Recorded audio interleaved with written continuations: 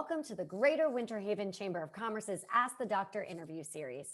This series is done in partnership with Baycare's Winterhaven Hospital and gives you, the community, an opportunity to learn more about our local physicians, both personally and professionally, and to learn about the important services that Winterhaven Hospital provides to keep our community healthy and thriving.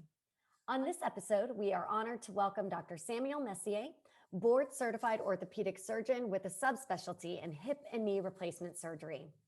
Dr. Messieh also serves as the medical director for the joint replacement program at Winterhaven Hospital. Welcome to the show, Dr. Messieh. Thank you very much, Katie, and thank you for inviting me. So we like to start the program by learning a little bit more about you personally. So tell us a little about where you grew up and why you chose a career in medicine. I grew up on the east coast of Canada. I went to medical school in Halifax, Nova Scotia at Dalhousie University, and subsequently worked my way west in Canada and interned in University of Toronto, Canada, and did my residency in orthopedic surgery in University of Western Ontario in London, Ontario, Canada.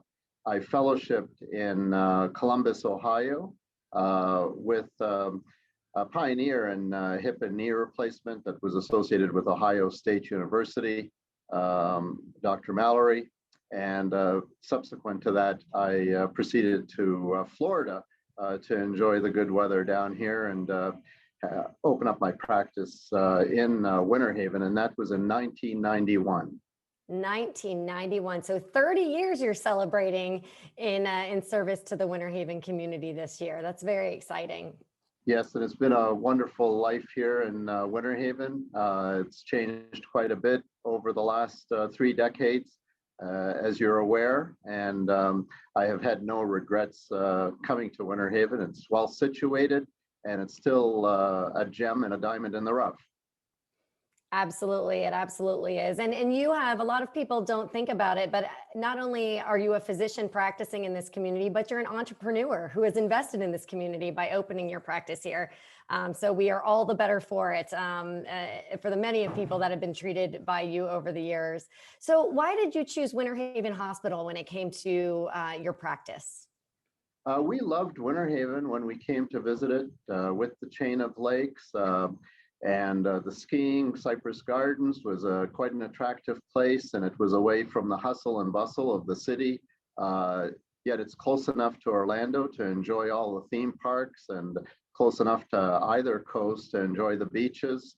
I think it's a well-situated town, and it had the small town feel, which I was used to growing up on the east coast of Canada.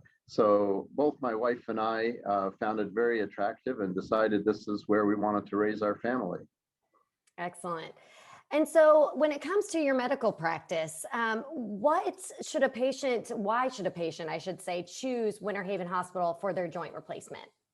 So our goal over the years was to provide the best of care to our patients with the latest techniques and with the best possible quality. And I feel that we've provided this. There are many studies that have looked at outcomes in total joint replacement. And over the years, we have always ranked quite high in our ability to achieve high outcomes for our patients in hip and knee replacement. We've been top volume surgeons in Florida for the last 3 decades. And we try to strive to give the patients the best of care. And so how long has the joint replacement surgery program been at Winterhaven Hospital? Give us a little bit of the background of that program. I started at Bond Clinic in 1991 and subsequently left Bond Clinic in 2005 to go on my own and open up Messieh Orthopedic Clinic. At that time, I left town to a neighboring hospital for approximately 10 years and came back to Winterhaven Hospital in 2015 on the request of Baycare and the CEO to develop the joint replacement program again. We introduced to Winterhaven Hospital at that time anterior hip replacement, as well as rejuvenated the total knee replacement with the minimally invasive approaches, the subvastus approach, which is a quad sparing approach. And this has taken off since then. So one of the benefits of this program is that you have one team at one location. What are the benefits to the patient in that model? So in improving the quality of care to the patients, we've developed team members around us that are familiar with what we do and with the techniques. And this continuity provides for a high level of continuity of care and high quality outcomes by having experienced people with you for years. And one of the other kind of special things that you do through this program is assign an orthopedic nurse navigator. What is that?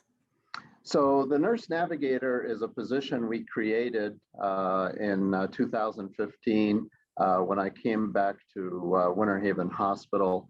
And her role is to engage with the patient prior to the procedure, to develop this rapport and provide for further educational them. And during the patient's stay in the hospital, they would find someone they're familiar with that would help them navigate their way through the process and plan for their discharge following their hospitalization. And you mentioned that you are a specialist in hip and knee replacement. And one of those procedures that you do is the anterior hip replacement. Can you explain a little bit about what that is? So in hip replacement surgery, the concept is when a patient has a worn out hip, and there are multiple causes for that, we replace the hip with an artificial ball and socket. The type of implant we use universally looks quite similar from company to company, but the approaches have varied. And in recent years, the anterior approach has gained popularity with patients because of less morbidity and pain associated with this approach. It's a minimally invasive approach where it's a muscle sparing approach, so the patient can have quick return of function and get back to their lifestyle quite quickly. And we've been pioneers in this for the last 8 years in Central Florida, and we do a high volume of patients with this procedure, and I think that they find it a superior method of doing the surgery compared to the conventional posterior approach, which is more associated with greater degrees of pain and morbidity and dysfunction initially. So from a patient perspective, when you're evaluating the patient that is potentially looking at this type of hip replacement, when would you recommend this type of surgery? Over the years, we've grown in our comfort level with the anterior approach, so it's become a universal approach for us, and it's pretty rare that our patient doesn't qualify for this procedure. In some instances where the patients had prior surgery and some retained hardware from trauma, we may have to go to a conventional approach to allow us to remove the hardware. But for most virgin hips, I have been doing the anterior approach in the far majority of these patients. So a two-part question. When can a patient expect to walk after surgery? And then even if they are walking, what's the expected recovery time after a surgery like this?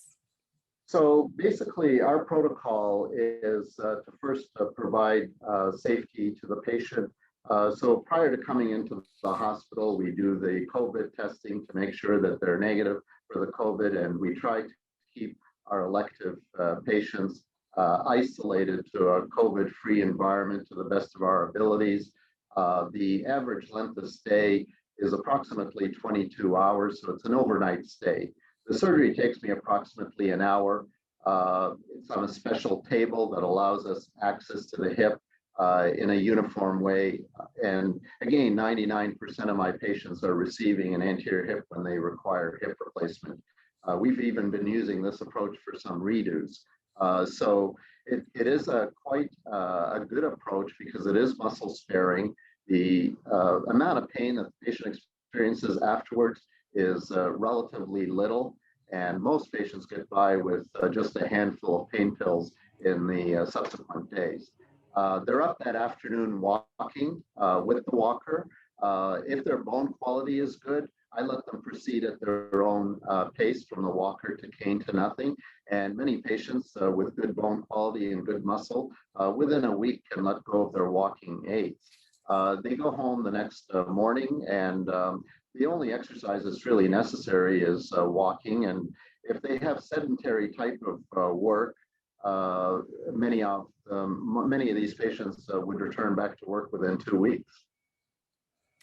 So, if a patient is considering getting hip surgery in general, normally what has happened up to that point where it gets to that point? Is it something that kind of starts with their primary care physician, and then they say, this is what I think you might need to explore, and then they get referred to you? Or what is it if someone out there is like, my hips just hurt? What do I do, Dr. Messieh? What is that stage to get to the point where they can talk to you?